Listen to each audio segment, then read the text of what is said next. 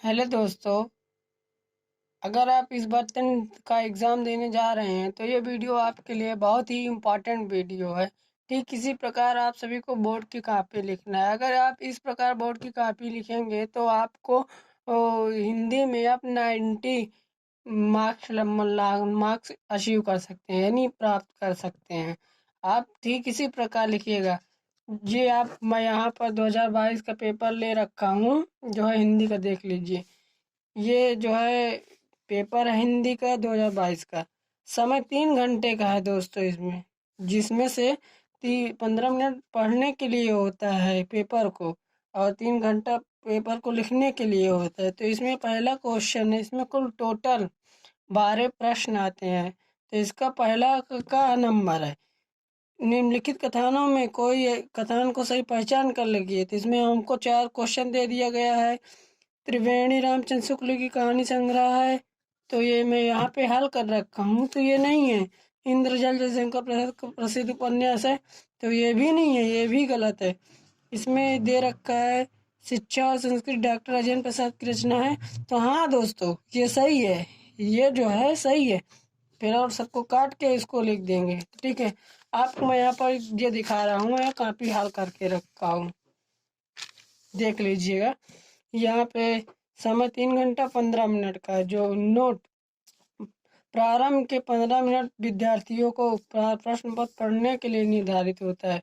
प्रश्न संख्या नंबर 1 का ऐसे डाल के आप सभी को पूरा प्रश्न हल करना है। जैसे इसमें क्वेश्चन है, निम्नलिखित कथनों में से कोई कथन सही है, उसे पहचान कर लिखिए। तो यही वही वाला क्वेश्चन है।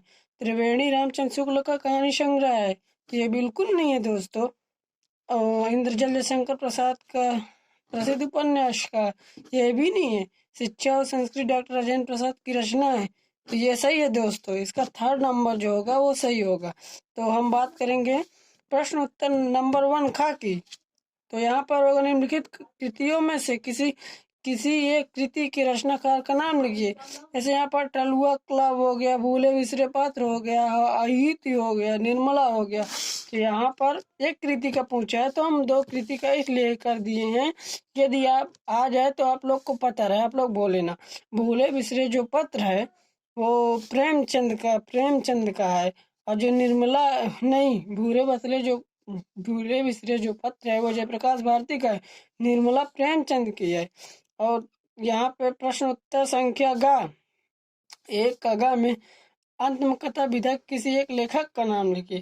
तो यहाँ पर हरिवंश राय बच्चा लिख दीजिए। फिर प्रश्न संख्या नंबर 1 का घा, इसमें लिखा है कमल का सिपाही किस विधा पर आधारित, तो ये जीवनी विधा पर आधारित है दोस्तों। प्रश्न उत्तर संख्या 1 का आड़ा, यह है निर्ला की साहित्य साधना के लेखक का नाम लिखिए। तो यहाँ पर सूर्यकांत त्रिपाठी हो जाएंगे। इस तरह से यहाँ पे आप सभी को दूसरा क्वेश्चन देखने को मिलेगा। इसमें दिया द्विवेदी युग के किन्हीं 2 कवियों का नाम लिखिए। तो इसमें से एक तो आप आचार्य हजारी प्रसाद द्विवेदी का लिख दीजिए, दूसरा राम नरेश त्रिपाठी हो गए। अगर आपको नहीं याद आ रहा है तो आप और लिख सकते हैं, मैथिली शरण गुप्त वगैरह हो गए, इनको भी लिख सकते हैं। प्रश्न उत्तर संख्या खा, दूसरा का जयशंकर प्रसाद की ऐतिहासिक 2 नाटकों का नाम लिखिए। एक तो हो गया चंद्रगुप्त, दूसरा अजात शत्रु हो गया, ठीक है। प्रश्न उत्तर संख्या तीसरा का मतलब 2 का तीसरा का हो गया। शुक्ल गुरोचार्य युग के 2 प्रसिद्ध उपन्यासकारों के नाम लिखिए। एक यशपाल हो गए, एक भगवती वर्मा हो गए। तो यहाँ पर प्रश्न उत्तर संख्या 3 का देखिए, निम्नलिखित गद्यांशों में किसी एक गद्यांश के नीचे दिए गए प्रश्नों का उत्तर दीजिए। तो यहाँ पर ममता, ये जो ममता पाठ है, इसके लेखक आचार्य रामचंद्र शुक्ल हैं। मित्रता, जो मित्रता पाठ है इसके लेखक आचार्य रामचंद्र शुक्ल हैं। और जो ममता पाठ है इसके लेखक जयशंकर प्रसाद हैं। इसको आप अपनी बुक में जाके पढ़ लीजिएगा। जो मित्रता नामक पाठ है वो पहला है पाठ है, ममता नामक पाठ दूसरा पाठ है। ये पढ़ लीजिए। शिक्षा एवं संस्कृति, ये जो आपके आएंगे 4-6 नंबर के आएंगे, 2-2 करके 6 नंबर के आएंगे।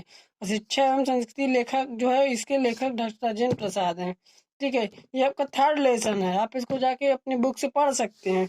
तो यहाँ पे चौथा प्रश्न क्या बनता है, निम्नलिखित पद्यांशों में किसी एक पद्यांश का संदर्भ सहित व्याख्या कीजिए। पद यानी पद जो है, पद के लेखक सूरदास हैं, तो इसका पांचवा पद जो है बहुत ज्यादा आता है, वो ऊधा मुहि ब्रज बिसरत नाई, तो इसको आप पढ़ लेंगे तो आप फंस जाएगा।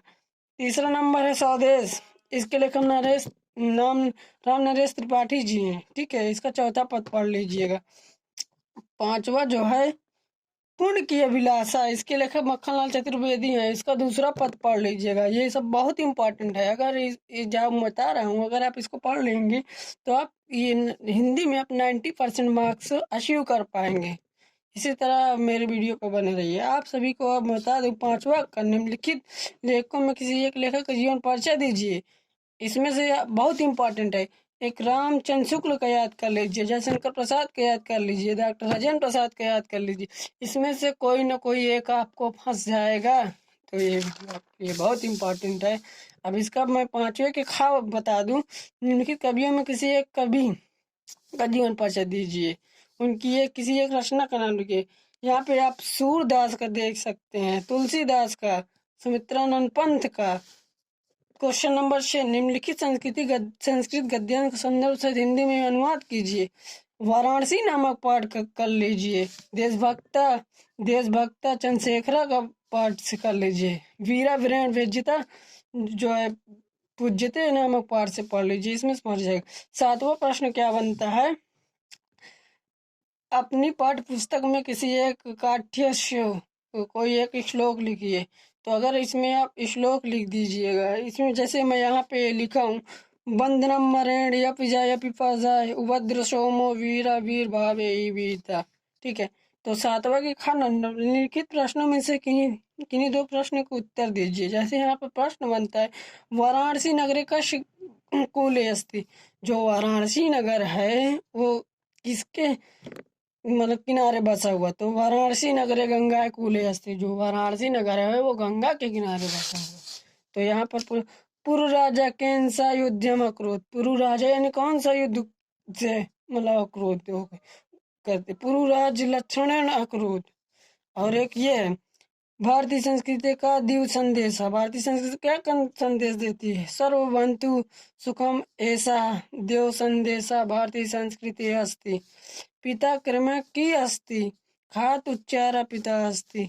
प्रश्न नंबर 8वां, करुण रस अथवा हर्ष रस की परिभाषा उदाहरण सहित दीजिए। तो मैं यहाँ पर आप सभी को बता दूं, करुण रस मैं यहाँ पर कर रहा हूँ, अनुभविबद्ध संचारी भाव के संयोग से जहाँ पर शोक नामक स्थायी भाव उत्पन्न होता है वहां पर करुण रस होता है। उदाहरण देख लीजिए, एक रग मधुकर तुम देखत सीता मगरहनी, ये इसको उदाहरण हो गए, ठीक है। तो यहाँ पे ख नंबर होगा, उपमा उत्प्रेक्षा अलंकार का उदाहरण दीजिए।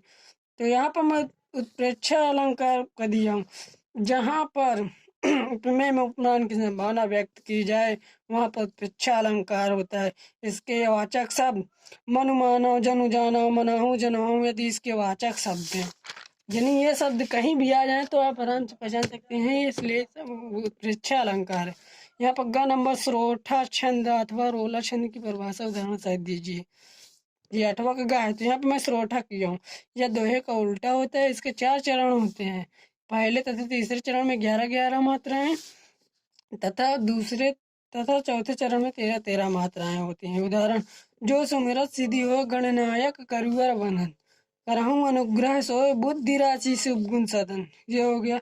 अब प्रश्न नंबर मैं 9 की बात कर रहा हूँ। 9 का, निम्नलिखित उपसर्गों में से किन्हीं 3 के मेल शब्द बनाए। जैसे यहाँ पे आ हो गया तो अज्ञान हो गया, यानी ज्ञान है तो उसके पास ज्ञान नहीं है। एक अधि हो गया, अधिपाति इसका बन जाएगा शब्द। जैसे अनु हो गया, अनुग्रह, इसका कोष्टक में कृपया लिख देंगे। परि यानी परिग्रह, ग्रहण कर लेना। आपको 2 पूछा है तो आप 3 पूछे 3 ही दीजिए, लेकिन मैं उसको हल कर दिया हूँ। निरभिमान मतलब अभिमान से रहित, ठीक है। तो यहाँ पे आप सभी को मैं 9 का खा दिखा रहा हूँ।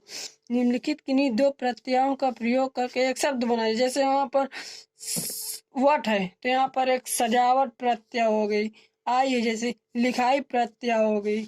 प्रश्न नंबर 9 होगा, निम्नलिखित किन्हीं दो समास का विग्रह की, जैसे यहाँ पर माता और पिता हो गया, ठीक है, और नेत्र हो गया, तीन वेणियों का समाहार, तो यहाँ पे ये हो गया। अगर हमसे इसमें पूछा होता है ये कौन सा समास है तो उसका समास भी लिख देते, ठीक है। तो 9 घा, निम्नलिखित में से किन्हीं दो शब्दों के तत्सम रूप लिखिए, जैसे अग्नि का आग हो गया, स्तंभ खंभा हो गया, कान का कर्ण हो गया, धैर्य का धीरज हो गया, पीत का पिता हो गया। हमसे दो ही पूछे है ना, तो हमको दो ही बताना है। मैं यहाँ पे हल कर दिया हूँ। 9 निम्नलिखित में से किन्हीं दो शब्दों के दो पर्यायवाची लिखिए, तो यहाँ पर देखिए चंद्रमा का दिया है, कामदेव का दिया है, कपड़ा का दिया है, तो यहाँ पर मैं दो ही पूछा तो मैं दो ही कर दिया। तो यहाँ पे पाट वस्त्र हो गया, एक अशाक जो आकाश है, इसका नभ अंबर हो गया। तो यहाँ पे 10 का निम्नलिखित में से किन्हीं दो, प्रश्न उत्तर 10 का निम्नलिखित में से किन्हीं दो संधि का विच्छेद तथा उनका नाम लिखिए। तो जैसे यहाँ इति धन आदि, तो ये इत्यादि हो गया, तो यहाँ पर यर्ण संधि है। हिमधन आलय, हिमधन आलय, तो यहाँ हिमालय हो गया, तो यहाँ पे गुण संधि है, यहाँ पे गुण संधि है। तो इसके आगे मैं आपको दिखा रहा हूँ, यहाँ पर और जो है दिया जैसे यहाँ जैसे नरधनीश हो गया, तो यहाँ पे भी गुण संधि है, क्योंकि यहाँ नरेश हो जाएगा ना, लघु उत्कृति, यहाँ पर यर्ण संधि हो जाएगी।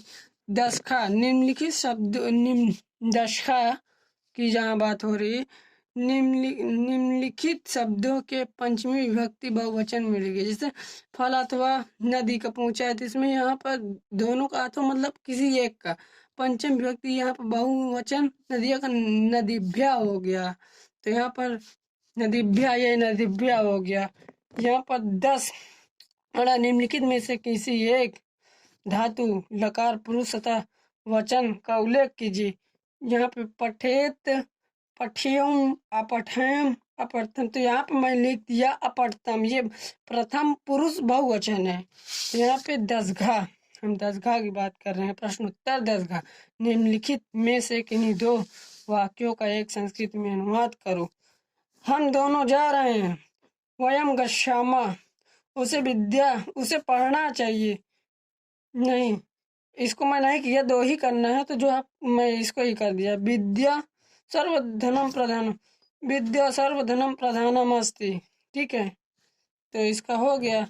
तो यहाँ पे प्रश्न उत्तर 11, प्रश्न उत्तर संख्या नंबर 11, निम्नलिखित में से किसी एक विषय पर निबंध लिखिए। प्रदूषण पर लिख दीजिए, विज्ञान लाभ एवं हानि पर विद्यार्थी का दिनचर्या पर लिख दीजिए, जनसंख्या नियंत्रण लिख दीजिए। अगर आप इतना पढ़ लेंगे तो फंस जाएगा आपका, गारंटी है ये इतना, ठीक है, ये आपको फंस जाएगा। अब मैं प्रश्न उत्तर संख्या 11 की बात कर रहा हूँ। प्रश्न उत्तर संख्या ये 12 है, ठीक है, मैं इसकी बात कर रहा हूँ। अपने पाठ्यक्रम के आधार पर निम्नलिखित प्रश्नों का उत्तर दीजिए। तो हमारे यहाँ यानी यदि आप इलाहाबाद के हो, कौशाम्बी के हो, तो यहाँ पर हमारे यहाँ अग्र पूजा चलती है, तो उसको हमको कोई भी नहीं देखना है, अग्र पूजा को ही हमें देखना है। अग्र पूजा से रिलेटेड जितने सवाल होंगे उसमें से किसी एक का हमको मतलब लिखना है, जितने प्रश्न होंगे किसी एक प्रश्न का उत्तर देना है। अग्र पूजा खंड के आधार पर कृष्ण का चरित्र चित्रण कीजिए। तो इसके नायक श्री कृष्ण जी हैं, जो है ये हमारे पास ये पेपर है प्रश्न उत्तर संख्या 12 का, ये देख लीजिए। अपने पठित काव्य के आधार पर निम्नलिखित प्रश्नों में से किसी एक का उत्तर दीजिए। तो यहाँ पर का नंबर दिया है, ये हमारे काम का नहीं है, ये भी हमारे काम, ये अग्र पूजा है, इसमें इसका आप दे सकते हैं। अग्र पूजा काव्य खंड के आधार पर कृष्ण का चरित्र चित्रण कीजिए, तो इसमें आप चरित्र चित्रण कर सकते हैं। एक ये हमारे लिए ही है, इसी को जो है हम कर देंगे। इसमें से हमको एक ही प्रश्न करना। अगर ये मेरा वीडियो आप सभी को अच्छा लगा हो दोस्तों, तो मेरा चैनल को सब्सक्राइब कीजिए। यदि आप चैनल पे पहली बार हैं तो मेरे वीडियो को लाइक कीजिए, हम सब्सक्राइब कीजिए और मेरे चैनल को आगे बढ़वाएं। आप सभी से यही निवेदन है दोस्तों।